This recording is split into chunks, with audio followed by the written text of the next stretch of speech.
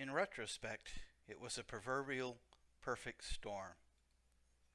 The concurrent rise of capital, industry, science, literacy, printing, and a growing middle class in the 19th century brought both social advances and social injustices to the transatlantic world of Europe and the United States.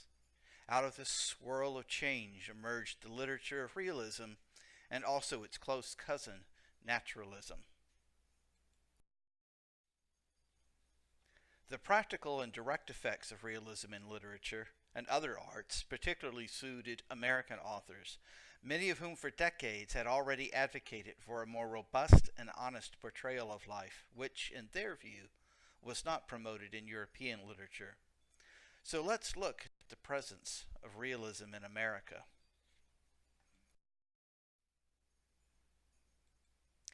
This is William Dean Howells, essayist, novelist, and editor of both the Atlantic Monthly and Harper's Magazine.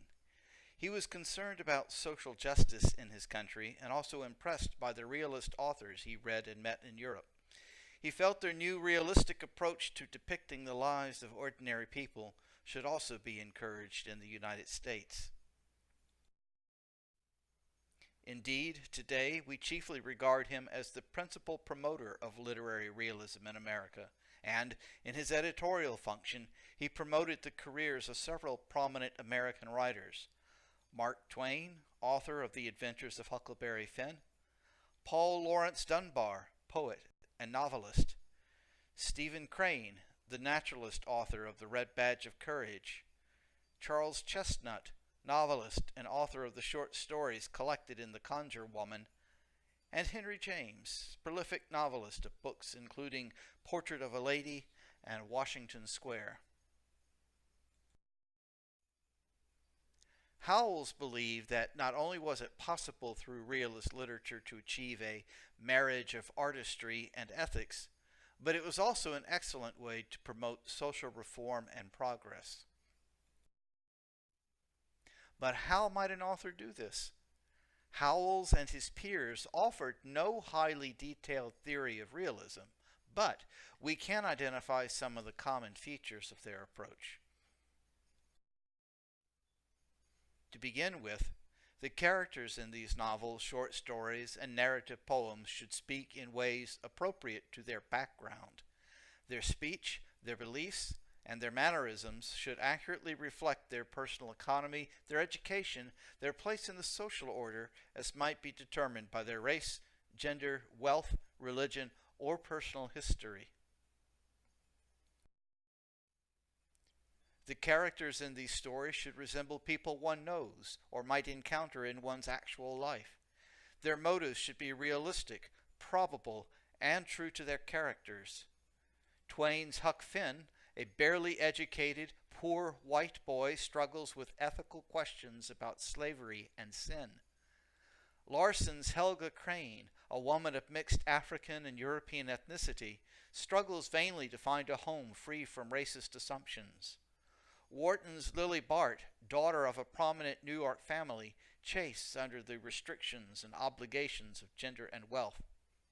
Chopin's Edna Pontellier laments a loveless marriage and an unfulfilling maternal role. Hamlin Garland's autobiographical piece records the hard life of a farm boy with literary aspirations. James's character, Catherine Sloper, labors for self-worth against both her father's and her suitor's emotional disregard. And Chestnut's emancipated post-bellum African Americans survive as best they can by their ingenuity in a South devastated by war. And, also in pursuit of accuracy, improbable plot twist had to be discarded. No previously unknown rich uncle leaving fortunes to impoverished nieces, no last-minute pardons from governors with stays of execution, no cavalry arriving over the horizon to save embattled settlers from savages. In short, no deus ex machina, the literary trope named for the ancient Greek device of lowering actors portraying gods to the stage in order to set right the play's accumulated complications. And though Howells and the other realists were not averse to the art of their craft, they were not generally interested in pursuing art without regard to some purpose beyond creating art. As the French author George Sand put it, art for art's sake is an empty phrase.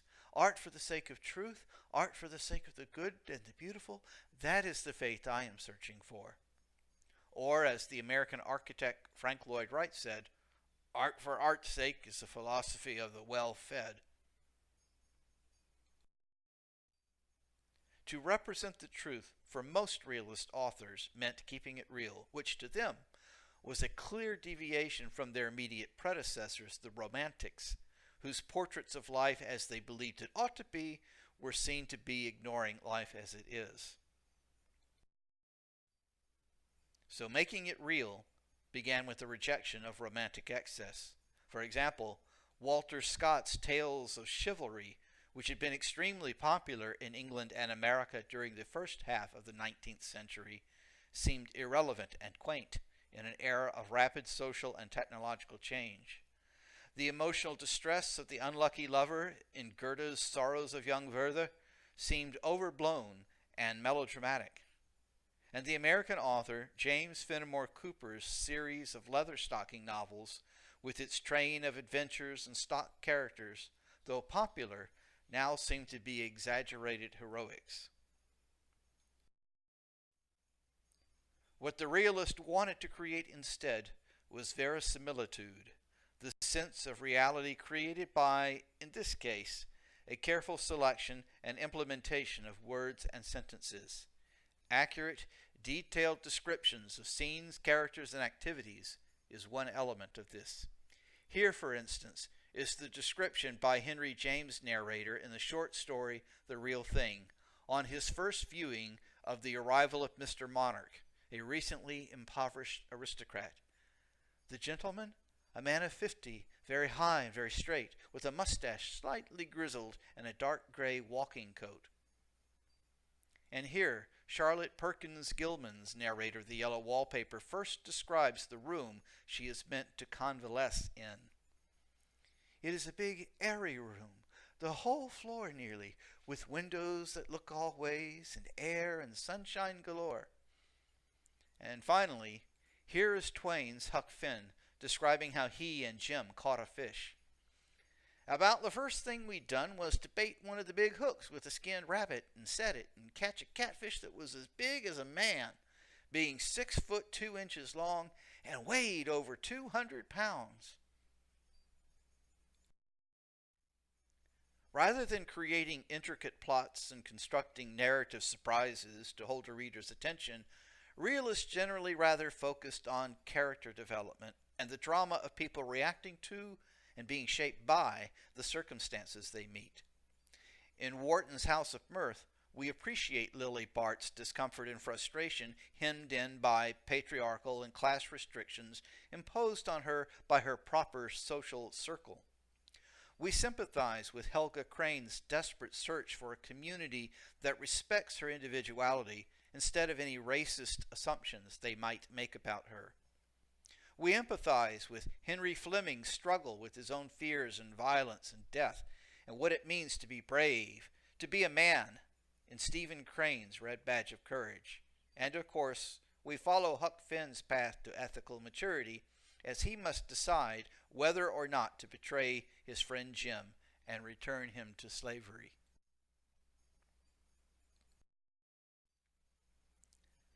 These artistic and ethical choices were not decided in a void, however, and we should also consider the social, historical, and material context in which this literature came about.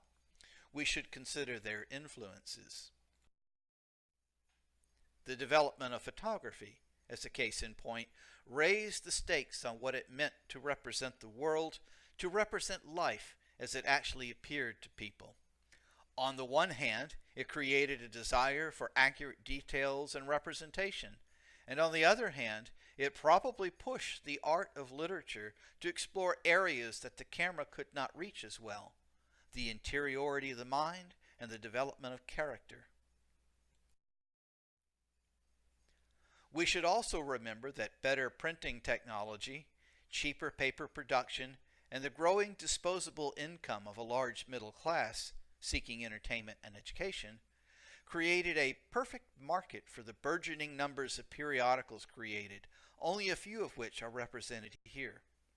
The demand for writers to fulfill this market need meant that previously marginalized people, including women and people of color, had a venue to get their voices heard by a mass audience. A large part of this innovation and prosperity was due to the growth of capital and industry, whose political power grew in proportion to their amassing wealth. In particular, railroads pushing from east to west across the continent and more factories in New England and the Midwest were contributing to historically larger class divides in the United States and the concentration of wealth in fewer hands.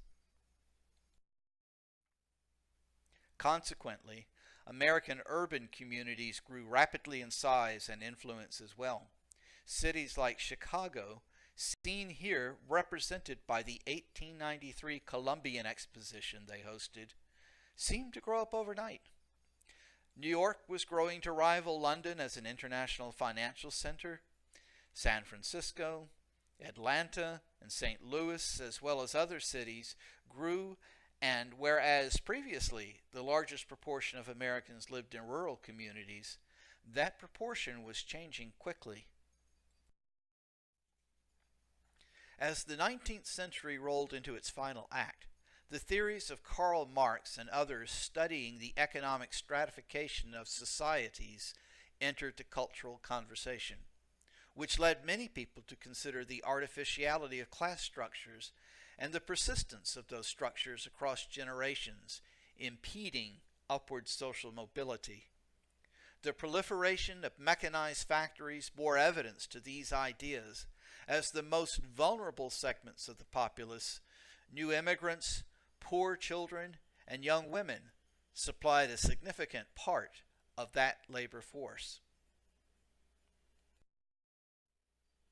Also now a part of the cultural conversation was Charles Darwin's theory of evolution and its operating principle of natural selection.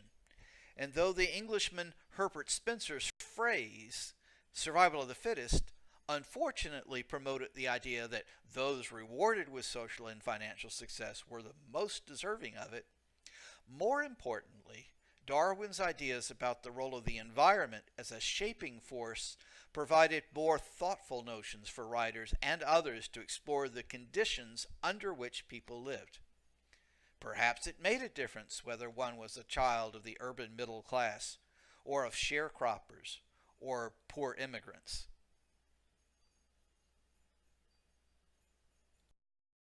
This argument about the relative influence of our personal nature and the influence of the environment that nurtures us, sometimes vocabulary of Marx and Darwin added, was a popular theme in plays, short stories, and novels during this period.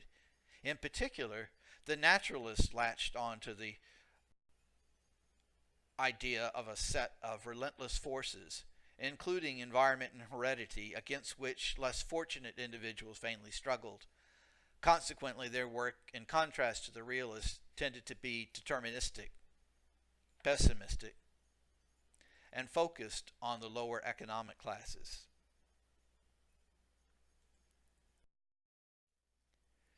This was in tune with the work of social reformers and those journalists labeled muckrakers by their detractors.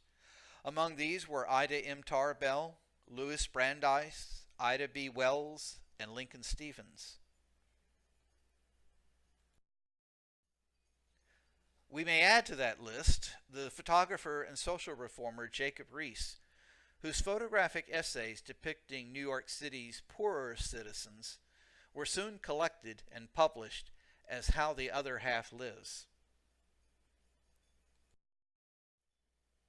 Among the more prominent naturalist authors, we may name Stephen Crane, whose Maggie, a Girl of the Streets, chronicled the decline of a middle-class young woman into urban prostitution, Frank Norris, whose novel The Octopus described the collusion between bankers, railroads, and commodities brokers in creating the financial climate of monopoly at the turn of the century. Upton Sinclair, whose novel The Jungle exposed the dangerous conditions for the working poor in Chicago's meat industry, a book often credited with helping establish the U.S. Food and Drug Administration, and Ellen Glasgow, in whose novel Barren Ground, Dorinda Oakley struggles to make a life of passion and interest for herself in spite of the limitations imposed on her by virtue of her gender and class. It was difficult to be heard. In fact, after more than half a century of political activism, women were still fighting to have the vote extended to include them. Reformers and activists, including Susan B. Anthony and Elizabeth Cady Stanton, pressed on in pursuit of this constitutional right still denied them. But preeminent among the social problems persisting in the United States, and a frequent theme in the country's literature, was the continued presence of racism. As the author, sociologist, and co-founder of the NAACP, W.E.B. Du Bois, put it, "The problem of the 20th century is the problem of the color line." In addition to the numerous lynchings of young black men, there were also periodic race riots in the cities provoked by, among other things, the enforcement of Jim Crow laws that maintained a clear social separation between white and black citizens. There were also continuing waves of immigration into the United States, from Ireland, from Eastern Europe, from Italy, and the growing proportions of Catholics and Jews unsettled some American Protestants. And in the American West, the rapid expansion of railroad empires brought in new immigrants from China, many of whom stayed and became new Americans. And in the West, a late sad chapter of the Indian Wars was the U.S. cavalry's defeat of Lakota resistors, many of whose bodies were quickly buried en masse. Yes, there was much to attend to as the new century turned, but in its literature, America continued to pursue the themes of freedom and justice, themes that had always been present in the evolution of American culture, even when their practice was neglected. This would seem to have been the intent of writers and artists whom we identify as realist or naturalist.